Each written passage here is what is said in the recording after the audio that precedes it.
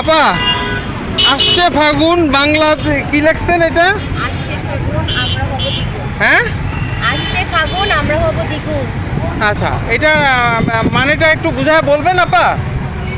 একটুখানি 2 মিনিট সময় নেবো আপনার, নষ্ট করবো না বেশি।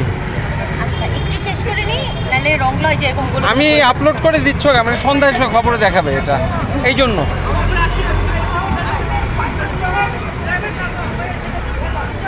একটু বলে দিন সংক্ষেপে, তাইলেই হবে। এটা মিনিংসটা কি এবং এটার দ্বারা আপনারা কি বোঝাতে চাচ্ছেন? আপনাদের পরবর্তী পদক্ষেপটা কি?